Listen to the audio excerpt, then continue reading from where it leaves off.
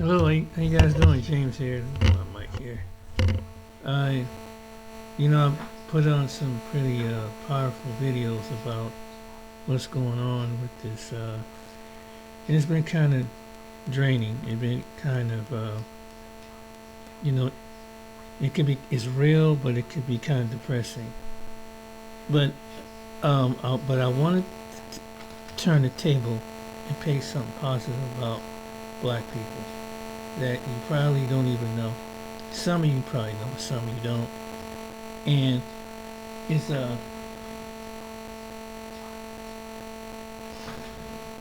it's gonna be something positive that it's gonna dispel all these people that these people like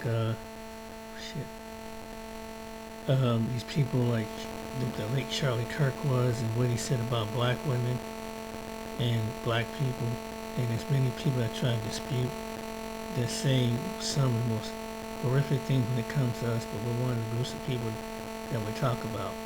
I'm going to debunk everything he say, but we're going to look at it. Let's start with this video. But there are many more that don't get the credit they deserve. We have just 5 of them for you today. But first, don't forget to subscribe to our channel and ring the bell so you don't miss out on any future videos. Also, let us know in the comments about your thoughts on this episode and any future videos you would like us to create. Benjamin Mays. There is no mistake that Benjamin Mays is first up on our list. It is really sad that unless you attended Morehouse, you have probably never heard of this great man. Benjamin Mays was born in the Jim Crow South to freed sharecroppers in 1894 and moved up to the north to attend Bates College and the University of Chicago. Mays became a pastor and began his activist work in Atlanta. He served as the president of Morehouse for 27 years and met young Martin Luther King Jr. there. Mays was King's teacher and mentor and is widely known as King's spiritual and intellectual father. Mays believed in nonviolent resistance and instilled those beliefs in King. He also helped construct the civil rights movement in the South, and during his presidency at Morehouse, attendance quadrupled in size. Mays also presided over the Atlanta Board of Education after Morehouse. There he initiated the desegregation of Atlanta's school system. Mays delivered his famous "No man is ahead of his time" speech during King's eulogy. In his speech, Mays declared, quote, "No man is ahead of his time, every man is within his star, each in his time. Each man must respond to the call of God in his lifetime and not in somebody else's time." Ida B. Wells Barnett. 70 years before Rosa Parks, there was Ida B. Wells. Ida was born into slavery in 1862 and lost both her parents by the age of 16 due to an epidemic of yellow fever. At the age of just 22, Ida refused to give up her first-class seat on the train and was dragged out by 3 men. She sued the railroad company and won $500, a considerable amount in 1884. But the railroad company appealed the Tennessee Supreme Court and got the ruling reversed. Deeply hurt by the ruling, but encouraged by the attention her case got after she wrote about it in a black newspaper, Ida decided to become a writer. After being fired from her teaching job for writing an article that criticized the condition of black schools in the region, Ida dove deep into journalism. She investigated and wrote about lynchings in Memphis until her newspaper office was burned to the ground. Her office might have been burned, but Ida never stopped writing about lynchings. She distributed pamphlets titled Southern Horrors and The Red Record, both about the horrors of lynchings supported by research. Ida B. Wells was also a suffragist. As a prominent black suffragist, Ida often clashed with the leaders of the U.S. suffrage movement, whom she believed were silent on the issue of racism and lynchings. Ida has influenced countless black feminist activists and was also one of the founders of the NAACP. Robert Smalls. Robert Smalls was born into slavery but died an American hero. In 1861, Robert Small, who at the time was working as a deckhand on the CSS Planter, a Civil War Confederate ship, took over the ship while Confederate soldiers were spending the night ashore to transport his wife, children, and 12 other slaves. Together they sailed the ship past 5 Confederate posts, each of which needed either a whistle or a special hand signal to pass, into the Union territory. After becoming a hero in the North, Robert Smalls went on to fight in at least 17 major battles in the Civil War, later becoming the first ever African American captain of a U.S. vessel. After the Civil War, Robert Smalls had enough money to move back into his hometown in Beaufort, where he purchased his former master's house. There he also purchased a two-story Beaumont building in use for a school for African American children. Smalls himself spent over 9 months learning to read and write. In 1874, Smalls was elected to the House of Representatives and was the last Republican to represent the 5th Congressional District until 2010. Granville T. Woods. This black inventor is referred by many as the Black Edison, but we don't agree with that title. He is much more than that. Woods was the first African American to be a mechanical and electrical engineer after the Civil War. As if that wasn't impressive enough, he held more than 50 patents. Granville T. Woods was born in Columbus, Ohio, and attended school until the age of 10 there. But he had to drop out of school and find work to help his impoverished family. He served as an apprentice in a machine shop and learned the trade of machinist and blacksmith there. Woods studied mechanical and electrical engineering in college from 1876 to 1878 and took a job abroad, the Ironsides. Within 2 years, he became chief engineer on the steamer. In 1880, he moved to Ohio and established his own company, Woods Electric Company. Among many impressive inventions was the multiplex telegraph, a device that sent messages between train stations and moving trains. His work allowed for safer and better public transportation system in the cities of America. By the time of death, Woods had sold the rights of many of his inventions to companies such as General Electric, Westinghouse, and American Engineering. Sojourner Truth. In 2014, this African-American abolitionist and women's rights activist was included into the Smithsonian Magazine's list of the 100 most significant Americans of all time. In learning about her story and contributions, it's easy to see why. Born Isabella Pumphrey, circa 1797, Sojourner was a slave in Ulster County, New York. She escaped into freedom in 1826 with her infant daughter. After learning that her 5-year-old son had been sold illegally, she went to court to recover him in 1828. She became the first black woman to win such a case against a white man. After changing her name to Sojourner Truth, she joined an abolitionist and women's rights group and published her book, The Narrative of Sojourner Truth, a Northern Slave. In 1851, she gave her famous Ain't I a Woman speech at the Ohio Women's Rights Convention in Akron. Her speech demanded equal human rights for all women as well as for all blacks. During the Civil War, Sojourner recruited black soldiers for the Union Army.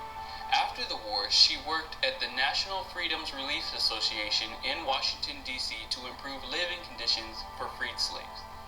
In 1865, Sojourner rode in streetcars to help force their desegregation.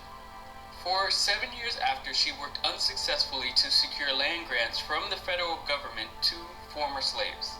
She was even fighting for prison reform among all the other fights she was waging. There is a larger-than-life sculpture of Sojourner Truth in Battles Creek Monument Park, as well as a statue of her in Florence, Wow. So, let me see. I wanted to show you guys something. If I go back to YouTube. Go to my channel. Okay. I'm going to show you something.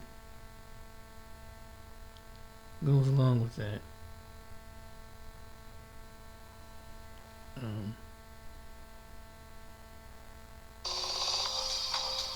With Google Workspace, you can create a Gmail account with your own domain and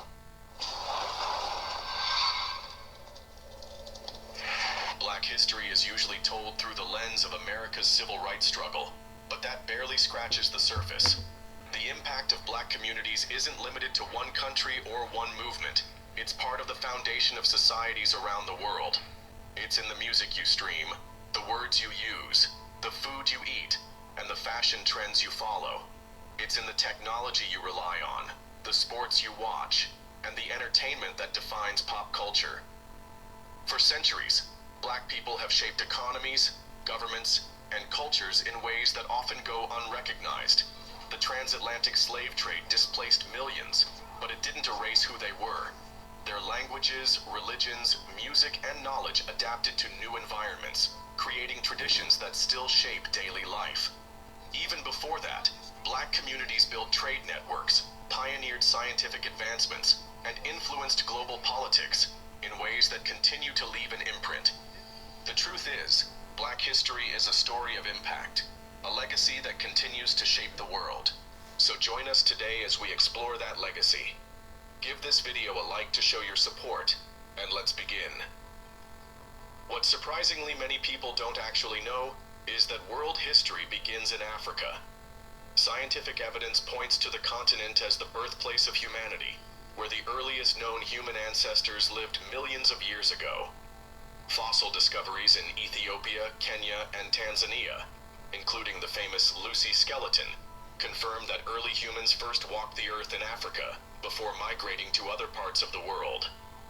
Archaeological finds such as the Omo remains in Ethiopia and the Turkana Boy in Kenya further support the fact that Africa was home to the earliest Homo sapiens. Genetic research also traces all human ancestry back to a single population in Africa, making the continent the starting point of the human story. These discoveries are so remarkable that they still influence modern medicine, genetics, and even artificial intelligence studies that model human evolution today. The migration patterns of early Africans provide valuable information about how diseases spread, how genetic diversity developed, and how human adaptability allowed people to survive in different climates. As human populations grew and adapted, they formed communities that developed into thriving civilizations. Africa became home to well-established political systems, economic structures, and cultural achievements that shaped the world in ways that continue to be felt today. Societies mastered agriculture, metallurgy, and city building long before many other regions, laying the foundation for innovations that would spread beyond the continent. The Nile Valley saw some of the earliest large-scale farming communities, leading to the rise of powerful kingdoms along the river. In the Sahel region, where vast trade routes connected different parts of the continent, cities flourished as centers of commerce and governance. Contrary to popular belief, these civilizations did not exist in isolation. They engaged in trade, diplomacy, and cultural exchanges with their neighbors and far-off lands, forming connections that shaped economies and cultures beyond Africa's borders. Among these influential powers was the Kingdom of Kush, located south of Egypt. Kush produced builders, warriors, and rulers who expanded their influence into Egypt itself. The Kushites ruled as pharaohs during Egypt's 25th dynasty, known as the Nubian dynasty, which restored traditional Egyptian religious practices and monumental architecture. Their capital, Meroe, became a major center of iron production, trade, and culture, with a writing system that remains only partially deciphered today. For many, many years, this kingdom traded and interacted with civilizations in the Mediterranean and the Middle East, proving that Africa was always part of the bigger picture when it came to global trade and leadership. The economic and political influence of African civilizations extended across the continent, with West Africa being home to some of the wealthiest and most sophisticated kingdoms in history. The Mali Empire, led by rulers like Mansa Musa, controlled vast trade networks that linked Africa to Europe and Asia. Mansa Musa's legendary wealth, gained from the empire's abundant gold mines, made him one of the richest individuals in history. His pilgrimage to Mecca in 1324 left a lasting impact, as the gold he distributed along the way temporarily devalued the currency in cities like Cairo. But his influence was not just economic. He also invested in education and culture, funding the expansion of Timbuktu, which became one of the world's leading centers of learning. The manuscripts produced at Timbuktu's University of Sankore covered subjects such as astronomy, medicine, and mathematics, contributing to knowledge that influences the world today.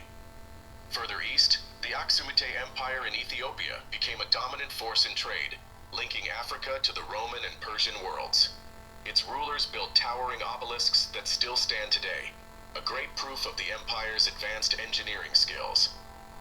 Aksum was also one of the first major states to adopt Christianity, a transformation that influenced religious traditions across the globe. Meanwhile, the Kingdom of Ghana, which predated the Mali Empire, controlled the trade of gold and salt, two of the most valuable commodities of the time. Merchants from North Africa and the Mediterranean traveled across the Sahara to do business in its bustling markets. Further south, the great Zimbabwe civilization built an urban center with massive stone walls and towers that remain some of the most impressive ancient structures in Africa. This city, which thrived between the 11th and 15th centuries, was a stronghold of power and wealth, engaging in trade with the Swahili coast. Tell me something. You heard that, when they want to debate on those black campuses. Where's your Nick Fuentes? Did he study this? Did Charlie Kirk know about this stuff? Before they start spewing this thing about black people, Africa, and things like that. Where's the argument with this? These people built up the first civilization because they went around spreading stuff and comparing the learning, the processing thing. And this speaking about the processing, black women that can't process things. Since they said that, right? They said that black women can't process things because they bring something they don't connect. This is what Charlie Kirk said. Okay, let's dispel that. I thought, okay, this is another personal challenge, another mission. So I decided, okay. And anytime you get into the Who's Who, you remain in the Who's Who each year until you pass away, and you move on to another book called Who Was Who. Now, in 2015, there was about 30,000 entries in the Who's Who, of which there were 30 mathematicians. Now, the mathematicians that are in the Who's Who in 2015, well, you had Marcus de Soto, Professor at Oxford University, you had Timothy Gower, Professor at Cambridge University, somebody who won the field medal, and you had Andrew Wiles, the firm at Last Theorem, I believe at Princeton, I believe he's at Oxford University now.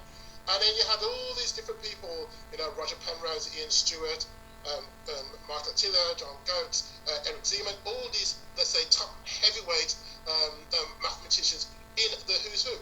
But why was 2015 so interesting? Well, 2015 was so interesting because in 2015 I became the first black mathematician to get into the Who's Who. So I thought, okay, really good. So got my PhD, was named as top 100 scientist, got into the Who's Who, was the first black mathematician Who's Who. That's it. My mission is over. My mission is over. I can get up to the rest of my life. Right? Wrong.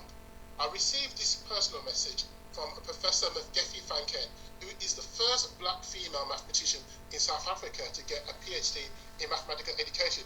And she said this: being the first is not something to be proud of, but it is a calling to ensure that one is not the last.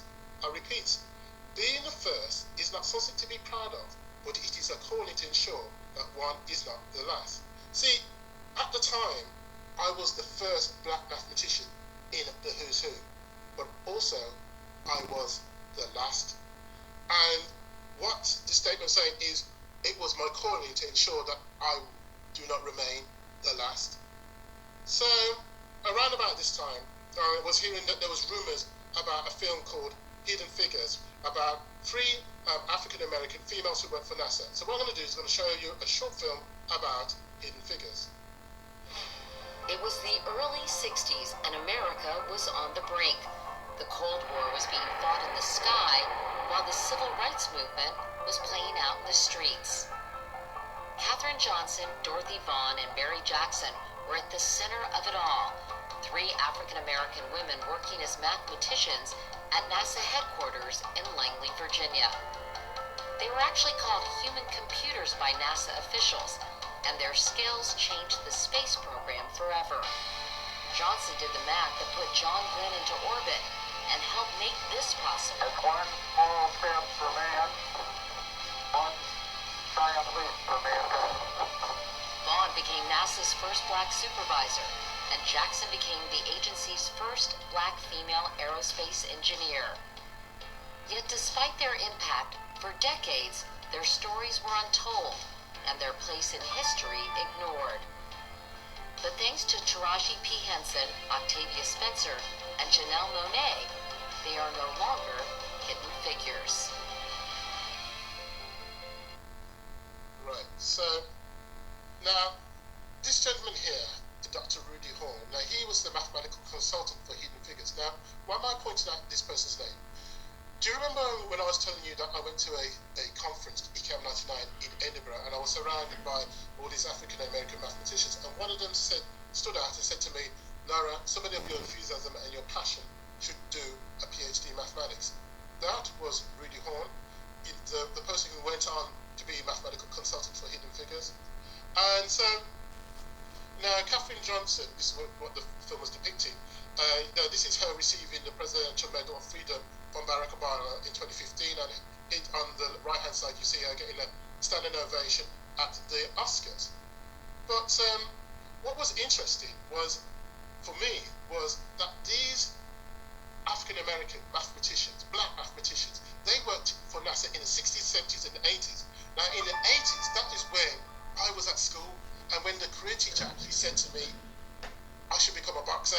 So the film called name was Hidden Figures. So not only was these black mathematicians, these amazing black mathematicians, were hidden from me, there was also hidden from my careers teacher, who didn't realize that there were black mathematicians, amazing black mathematicians, working for NASA. And so I thought, well, this is very interesting. And so I was wondering, are there other hidden figures? Are there other black mathematicians, amazing black mathematicians out there?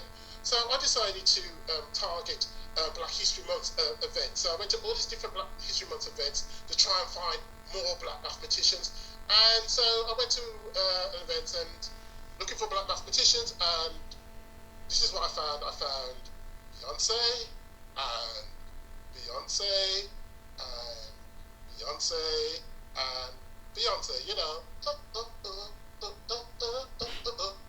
Guess what? I am sick and tired of seeing Beyonce and Beyonce and Beyonce and Beyonce.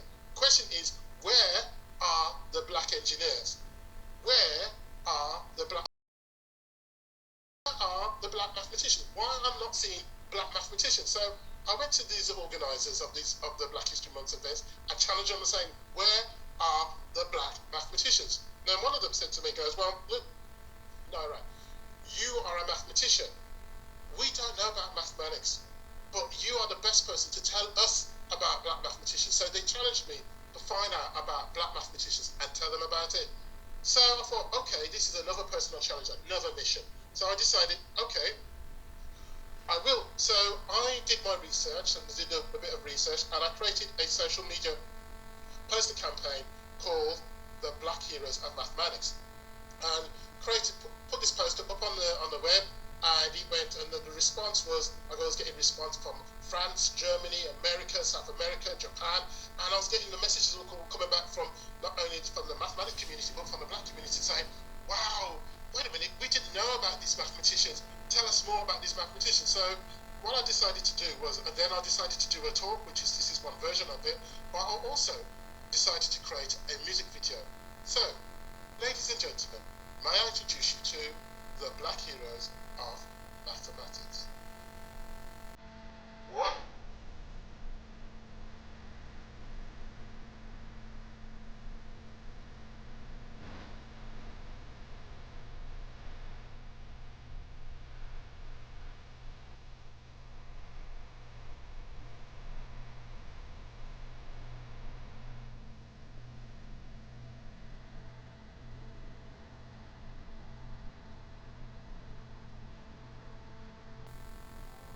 This is all the black mathematicians up there. I don't know if I can play the music or not.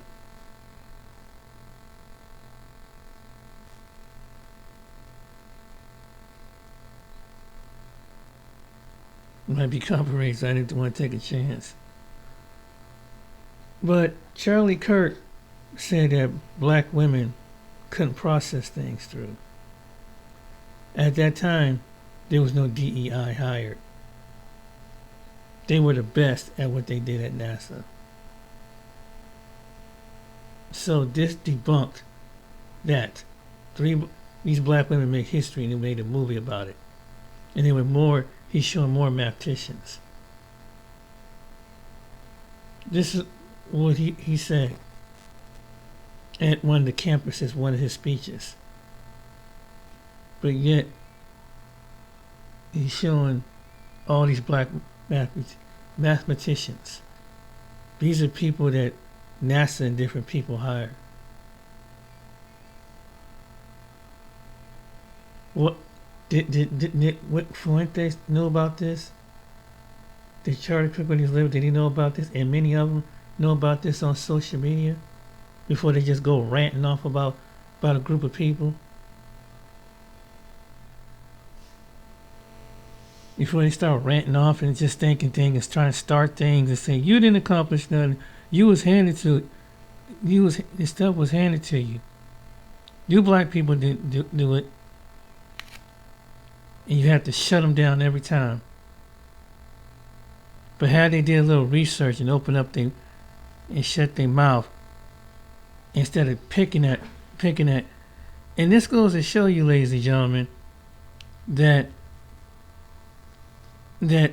these people were jealous, so they get controversial and say things about they don't even know.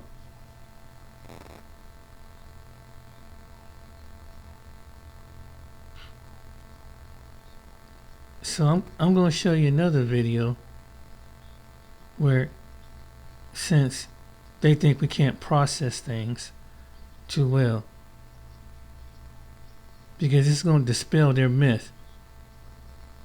See, when they do some research, instead of coming at people and challenging the people, they need to do more research before you come to a community, in the black community or any community, and start dispelling, debunking, and things that you don't know nothing about. And you don't want to admit it.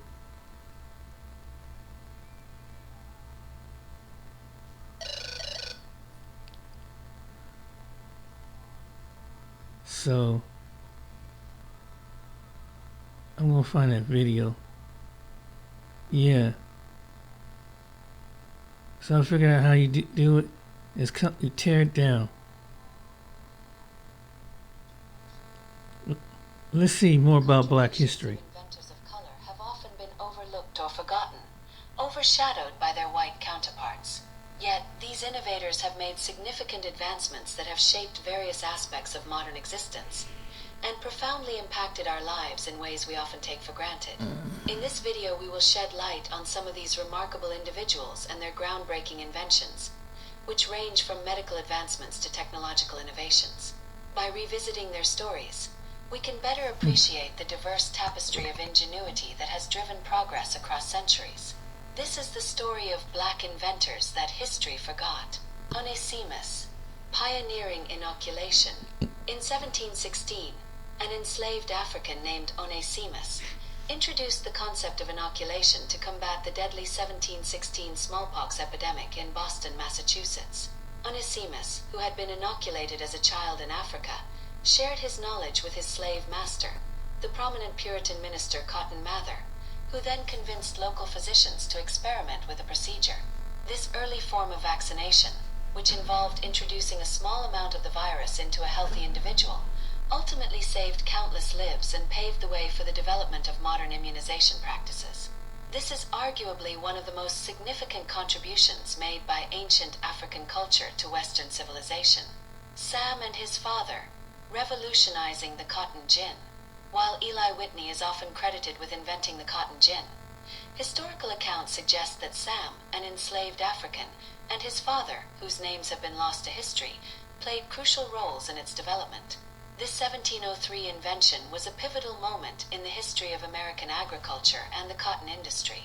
The labor-saving device revolutionized the process of separating cotton fibers from their seeds, dramatically increasing the productivity of cotton production.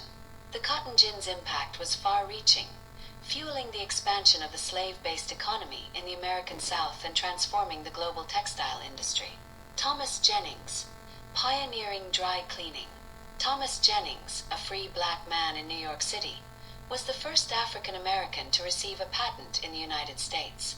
In 1820, he invented a method for dry cleaning clothes, which he called dry scouring, laying the foundation for the modern dry cleaning industry.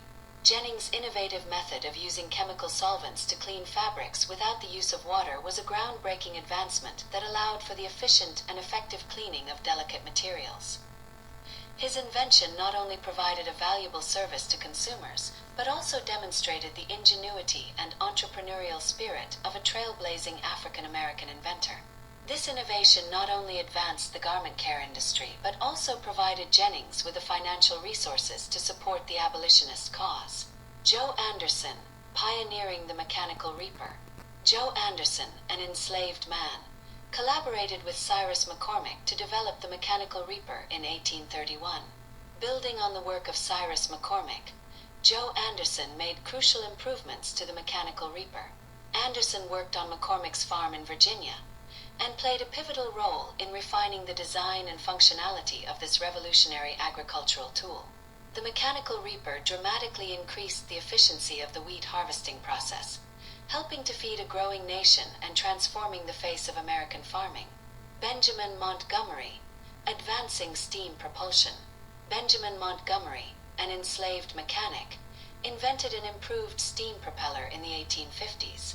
Montgomery's improved steam propeller design enhanced the speed and maneuverability of steamboats, revolutionizing river transportation. His inventions helped to facilitate the movement of goods and people, contributing to the economic development of the American South.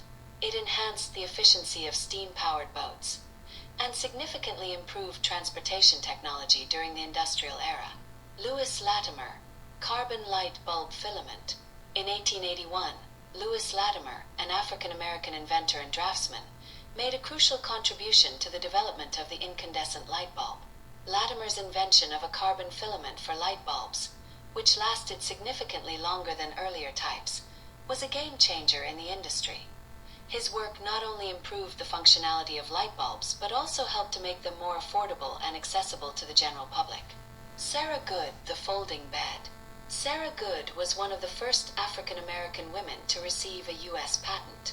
In 1883, Sarah Good patented the folding cabinet bed, a space-saving design that allowed people living in small urban apartments to have a functional bed that could be tucked away when not in use. Good's ingenious invention addressed the housing needs of the growing number of city dwellers, demonstrating her keen understanding of the challenges faced by marginalized communities. Garrett Morgan, the gas mask and traffic light.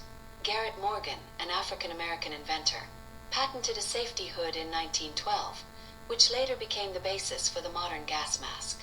Morgan's invention, designed to protect firefighters and rescue workers from smoke inhalation, proved invaluable during World War I. Morgan also subsequently invented the three-position traffic signal in 1923, which has since become a pervasive feature of cities worldwide. His inventions not only saved countless lives and enhanced traffic networks, but also showcased the potential of African American inventors to make critical contributions to public safety and technological innovation. Alice Ball, leprosy treatment. In 1916, Alice Ball, an African American chemist, developed the first successful treatment for leprosy, known as the Ball method. This involved isolating active ingredients from the chalmugra oil, which provided relief to countless patients suffering from the disease. Her groundbreaking work revolutionized the treatment of this debilitating disease and paved the way for further advancements in medical research. Ball's contributions to the field of medicine have had a lasting impact, improving the lives of countless individuals affected by leprosy. Dr. Charles Drew, blood plasma preservation.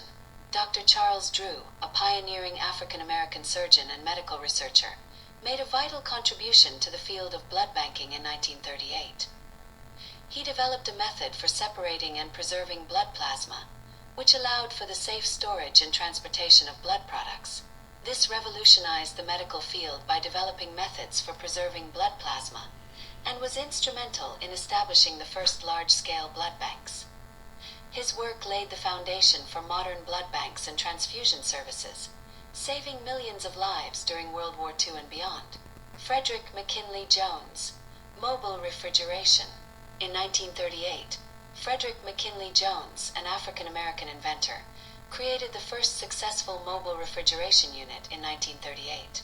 He patented a portable refrigeration system for trucks, which revolutionized the transportation of perishable goods. Jones' invention, which could maintain a consistent temperature for long periods, enabled the safe and efficient delivery of food, medicine, and other temperature-sensitive items across vast distances. His work had a profound impact on the logistics and distribution industries, contributing to the growth of the modern supply chain. Mary Kenner, the sanitary belt. In 1956, Mary Kenner, an African-American inventor, patented the modernized sanitary belt, a precursor to the modern disposable sanitary pad. Kenner's invention provided a more comfortable and discreet alternative to the bulky, uncomfortable sanitary products available at the time. Her invention improved menstrual hygiene and comfort for women, although racial discrimination delayed its commercial success. Her work not only addressed a pressing need for women's health and hygiene, but also demonstrated the ingenuity and problem-solving skills of a pioneering African-American inventor. Otis Boykin, precision resistors. Otis Boykin, an African-American inventor, patented a wire precision resistor in 1959, which became a critical component in numerous electronic devices. Boykin's invention, which allowed for more accurate and reliable electrical control, was used in a wide range of applications, from computers and televisions to pacemakers and guided missiles. His work played a crucial role in the advancement of modern electronics and medical technologies. Marie Van Britten Brown and Albert Brown, home security system. In 1966, Marie Van Britten Brown, an African-American inventor, and her husband, Albert Brown, patented a home security system that incorporated closed-circuit television, CCTV technology. Their invention, which allowed homeowners to monitor and respond to intruders, laid the foundation for the modern video security industry. This innovation has had an unparalleled impact on both residential and commercial security systems. Valerie Thomas, 3D imaging. Valerie Thomas, an African-American inventor connected to NASA, made significant contributions to the field of 3D imaging in the 1970s. In 1976, she patented an invention that laid the groundwork for the development of 3D television and medical imaging technologies. Thomas's work has had far-reaching implications, from enhancing medical diagnoses to transforming the entertainment industry. Dr. Patricia Bath, laser cataract removal. In 1986, Dr. Patricia Bath, an African-American ophthalmologist and inventor, patented a device for the removal of cataracts using laser technology. Dr. Bath's groundbreaking Laserfico probe revolutionized cataract surgery, making the procedure more precise, less invasive, and more accessible to patients. Her invention has had a profound impact on the field of ophthalmology, improving the lives of millions of people worldwide. Philip Emeagwali, supercomputer advancements. In 1989, Philip Emeagwali, a Nigerian-American computer scientist, made significant contributions to the field of supercomputing. Emeagwali's innovative work in parallel processing, which involved linking multiple computers to work together as a single powerful system, laid the foundation for modern supercomputing. His advancements have had far-reaching implications for fields such as weather forecasting, climate modeling, oil exploration, and scientific research. Conclusion: the inventors profiled in our video have all made outstanding contributions to modern civilization, yet their stories have mostly been overlooked or forgotten. These individuals, from diverse backgrounds and eras, have proven that innovation, creativity, and problem-solving have no bounds. Their contributions have enhanced our quality of life, saved lives, and paved the way for technological advancements that we now take for granted. As we reflect on the legacies of these remarkable inventors of... So, when they go to the black campuses around the country, or college campuses in period, are they bringing this fact up? Is he debating with college students about this? That this is what black women and black men have contributed to society? The same Charlie Kirk, they said that black women, they just I'm worried about a Shaniqua if I come to the counter. I don't think they can really properly process. But yet, why is it that some of the black women in this video was able to get hired on at NASA, and NASA needed their skills, their processing skills, to help get some things done. They played a great part into society. But they don't want to talk about that. They want to focus on the crime. They want to show on black dysfunction in the home. But they never want to talk to black people about the positive things. They don't mind telling you the negative things. But this is what they did. And this is the reason why. Because deep down, I think they know this stuff. But they're jealous. Because they know that this is going to come out to be the truth. That the very people you have put down, the very people you have attacked, the very people have you disparaged, the very people have you done it over and over and over. You know, now what? You try to argue with young people out. You go to college campuses debating about when it comes to a topic like this. You can't debate black people. And let me say this. And let me say this that I don't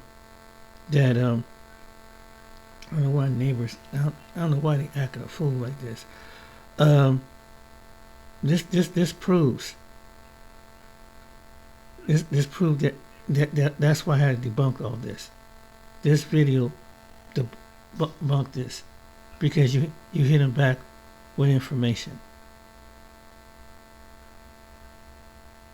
And that's what the reason why. But I just want to shout out to because all this stuff that he put on the video, and I was listening to some his clips.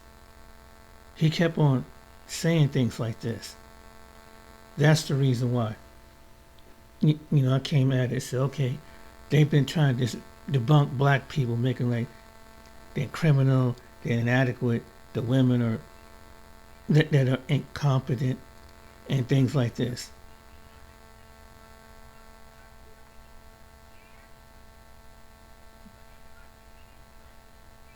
All